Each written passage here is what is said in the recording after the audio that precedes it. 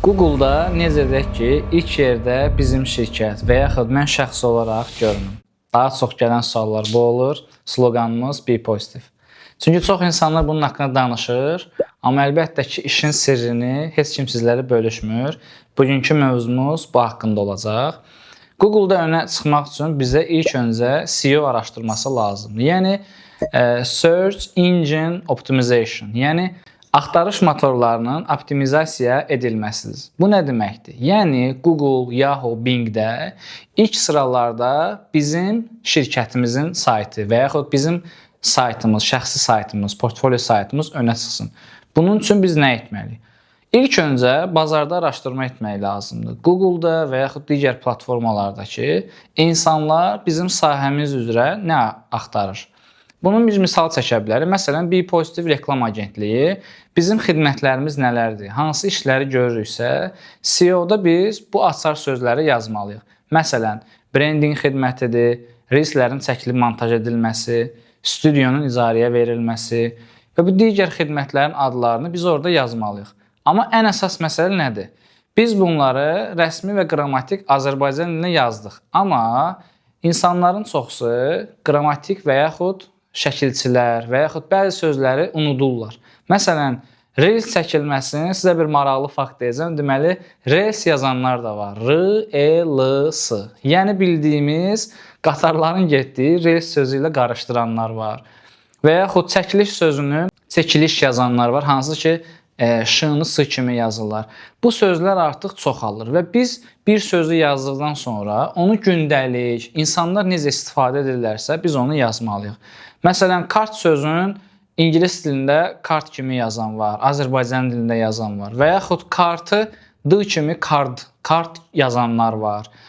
Bu sözlər artıq bizə bir ismarızdır ki, insanlar necə tələffüz edirlərsə, elə də axtarışa verilir. Ona görə biz Google-da insanlar necə axtarırlarsa bizim xidmətləri, onun üçün hazırlıqlar görürük. Ən əsası isə əgər biz qlobal bazarda çıxmaq istəyiriksə, ingilis dilində də bu sözləri yazmalıyıq.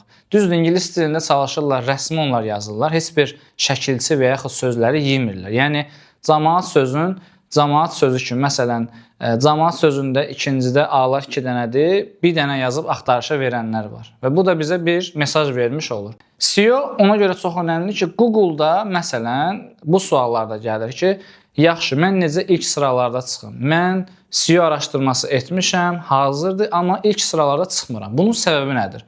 Bunun səbəbi ondadır ki, sizin hazırladığınız saytda trafik, yəni izləyicilər, insanlar az daxil olur.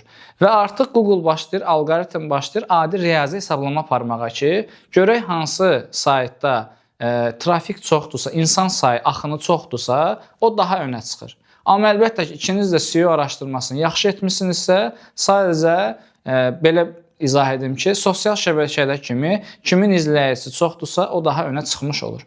Amma əlbəttə ki, siz bununla heyslənməməlisiniz ki, biz yeni şirkət açmışıq, biz nə edə bilərik?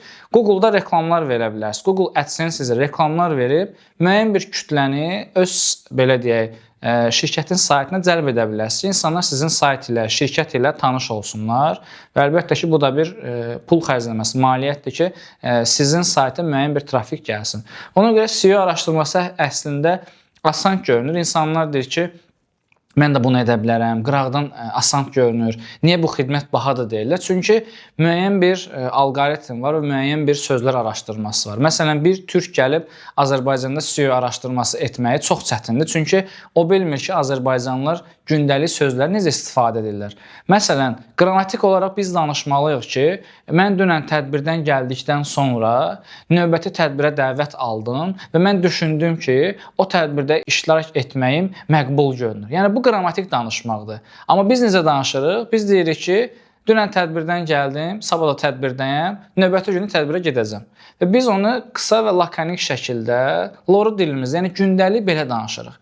Hətta mən bunu ingilislərlə işləyəni də görürdüm, şotlandlılar, ingilislər. Onlar da eyni bizlə danışırdı, bizim kimi. Yəni, onlar deyirdi ki, niyə görə ingilis dilində sən qrammatik danışırsan da? Yəni, denən ki, I speak və yaxud I talk qısa şəkildədir, indi. yəni keçmiş, davam edici və uzun cümlələr qurma. Və bu artıq mənə bir mesaj oldu ki, bizim cəmiyyətdə də artıq insanlar qısa sözlərlə danışır. Mən gəldim, mən getdim, mən oradan gələndə, sonra dayandım, sonra düşündüm ki, dostumla bunu etməliyəm. Biz bunları istifadə etmirik. Çünki bu qrammatik dildədir və insanlar qrammatikanla danışmaqdan əfsar olsun sıxılır. Və ona görə biz SEO araşdırmalarında daha qısa cümlələrə, qısa sözlərə fikir verməliyik ki, insanlara maraqlı gəlsin və bizim saytımız daha ön sıralara çıxmış olsun. Ona görə müəyyən bir müddət lazım. 1 həftə, 10 gün, 1 ay, 2 ay müəyyən bir araşdırma edə bilərik. Həmçinin bir dəqiqə etdiyim kimi, yəni türklər necə ki burada araşdıra bilmirsə, biz də Türkiyə bazarında araşdıra bilmərik ki, yəni hansı sözləri onlar gündəlik istifadə edirlər.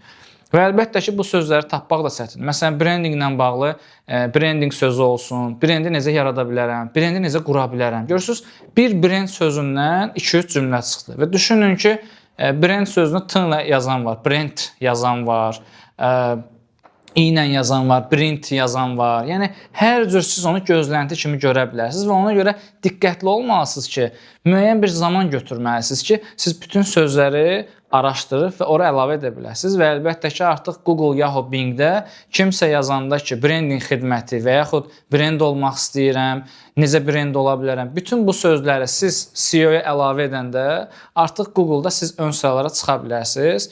Əlbəttə, bu çox maraqlı bir məlumatdır, çünki bizim cəmiyyətdə də biz bunu tez-tez rastlaşırıq. Çünki şirkətlər baxırıq, saytları var, amma SEO araşdırması etməyiblər. Onlar arxa planda çıxmış olurlar və nümunə kimi bpositive.az-ı göstərə bilərəm. Çünki gördüyünüz kimi imkan da vermirlər sağ olsun çəkiliş etməyə.